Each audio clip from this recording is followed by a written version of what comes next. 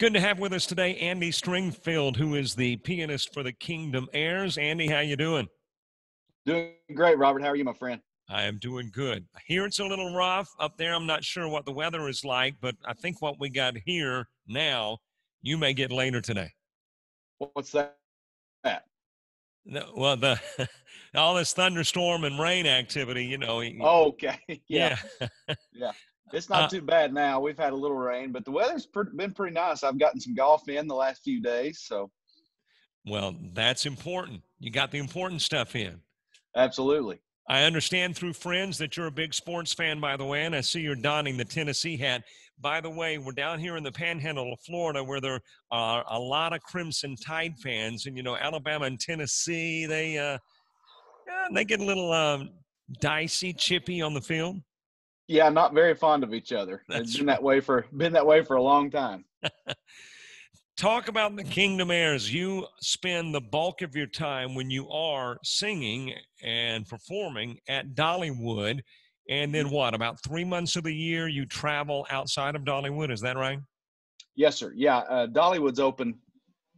Well, normally from about mid-March to the end of the year, and we take a couple weeks off and we hit the road about mid-January through the first weekend or so of March, and then we take a couple weeks off.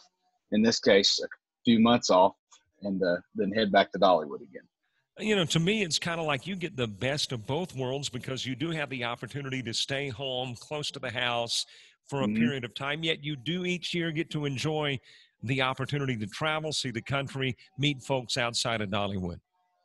We do, yeah. We have a very unique situation, and you know, when I was growing up and wanted to be in Southern gospel music, I wanted to be on the road all the time. I thought living in a bus was the coolest thing until you get a taste of it for a while. And then we're very blessed to have this opportunity and be able to sleep in our own beds every night. But, sometimes we got to get on the road and scratch that itch a little bit and get to see different parts of the country and get to sing with different groups, sing with some of our peers that we rarely ever get to see. Is a concert from the Kingdom Heirs different at Dollywood than it is outside of Dollywood? Not really. We do and sing the same songs. We sing the same thing. We say the same things. We don't have to water it down. The only difference, I guess, would be we're on a time limit at Dollywood during like we do 3 different 40-minute shows, 2 or 3 different shows a day of 40 minutes. And when we do a concert on the road, it's a little longer. Usually we'll do about 50 minutes to an hour in the first half, take an intermission, come back and do about 25, 30 more minutes. So other than the time difference, no, it's pretty much the exact same thing we do at Dollywood. Wouldn't that then, though, since you do have that time conformity, maybe make you a little more efficient or self-disciplined outside of Dollywood because you got to fit so much music into a certain time frame. So I'm thinking maybe it kind of tightens up a performance outside of Dollywood as well. Yeah, a little bit. It's actually a little more relaxed, and we're not staring at the clock. Knowing that we have to be done at a certain time or get another crowd in for the next show. So it's a little bit different, but there's a lot of similarities to it as well. If there was a way that you could remove yourself from Dollywood, let's say you're not a group that sings 9 months out of the year at Dollywood, and you're about to go record and select music for a project, would it be different if you didn't have Dollywood, or would the song selection be the same? Or do you find yourselves knowing that there's a secular audience to a certain degree that comes into Dollywood where the song selection maybe is a little different? No, I don't think so. Not at all. Dollywood has never told us what we can and cannot sing. So when we go to pick songs for a new project, we look at what we believe in and what convicts us, and that's no different whether we're singing in church or singing at Dollywood. So no, it has nothing to do with that. And we're very fortunate that Dollywood has given us that freedom, to spread the gospel. We've never been told, don't sing this song, don't say this verse, anything like that. So very fortunate in that aspect. All right, take us then through the selection process. How does the Kingdom Heirs determine how they narrow down the selection of songs to the 10 or 12 for a project? Man, well, we have 2 or 3 writers, for our group that we pick songs from every time around. We're always going to look for Diane Wilkinson songs, Rodney Griffin, and Dennis Murphy, our drummer, has been writing for about, I don't know, 15, 20 years now. And we've started recording several of his songs. And we have various other writers that come up and give us a demo. And Arthur kind of starts this process and listens through things. And you know what you're going to get with Diane Wilkinson. You know what you're going to get with Rodney Griffin. But sometimes, you'll find a diamond in the rough. And so Arthur kind of starts this process and starts listening. And then he sends out songs to everybody to listen, say, hey, what do you like? What do you think? And everybody kind of narrows it down themselves, makes their own little list. And then we get together and kind of throw them all into a hat and see what we like. And usually everybody's pretty much on the same page. I notice in the bio for the group, it talks about the fact that not only do you play piano, but provide some vocals. You provide vocals in the concert, and would you like to do more of that? Yeah, I don't consider myself a very strong singer. I love to sing. I love singing harmony. When I first started listening to Southern gospel, I heard the tenor part and I wanted to be a tenor, and that didn't pan out.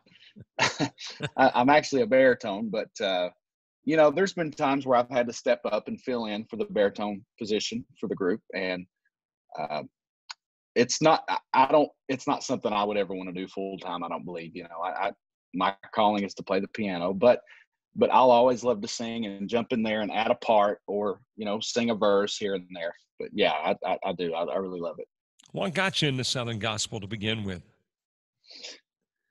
Actually, well, my grandmother played for our church, played piano for church. And so we grew up singing out of the old Redback hymnal in church. So I was always around it. But as far as Southern gospel, my grandpa received a cassette tape of the Kingsmen. And we had never really listened to Southern gospel, or I hadn't. And I was probably about 7 or 8 years old. And we were riding around the car, and he put that cassette tape in. It was a live Kingsman album. And man, I was hooked right off the bat. I knew right then and there that that's what I wanted to do for the rest of my life. It's interesting. I have a friend who reminds me often that when I was a kid, about 11, 12 years old, and they're into pop music, I bring them this Big and Live album, by the Kingsmen, and play them. I'd rather be an old-time Christian. And he was like, man, you're supposed to be listening to the Eagles and, Yeah. Toto, and I'm listening to the Kingsmen. Yeah, that's true. And I like that other stuff too. Don't get me wrong. But that's my first love, man. Southern gospel, quartet singing. Where coronavirus is concerned, obviously it has played a role in the fact that you're not singing right now, not performing at Dollywood. Any indication from Dollywood when they'll reopen the doors or when you can get back on the road?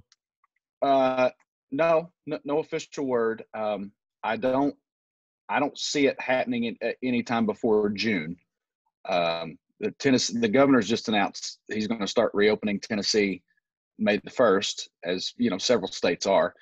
So I guess they're going to kind of see how that goes and go from there. And when we do open, I don't know what kind of regulations they're going to be under as far as social distancing, as far as theater seating. Dollywood has some outside venues as well, outdoor venues, and the Kingdom Heirs years ago used to sing outdoors at Dollywood.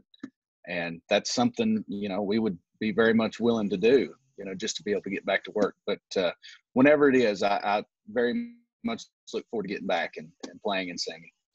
When you go to Dollywood, me as a fan, where do I typically need to go to find the Kingdom Heirs? Well, it changes.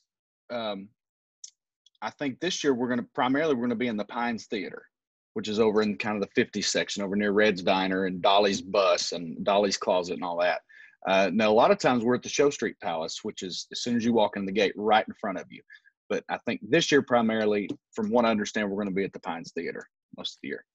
Before I let you go, I've got to ask this, the most important of questions, and that is Airhead Nation. And of course, that is H-E-I-R, Head Yes. Nation. Who came up with the name? I love it.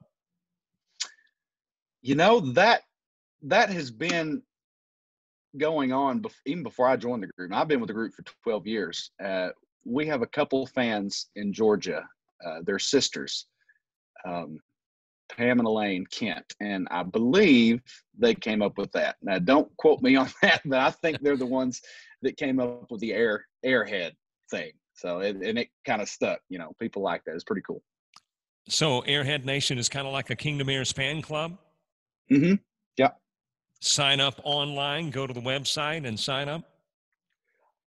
You know, I think there's a Facebook group for it. I don't know that there's an actual website, you know, and there may be a link through our website, kingdomheirs.com, but I'm not sure. That's terrible that I don't know the details of the fan page, but. Well, you're an inside fan, so it gives, you know, you got a pretty good excuse for not being part of the Airhead Nation. Before we go, though, people that want to get your product, want to learn more about the Kingdom Heirs, I'm assuming going to the website is the best place?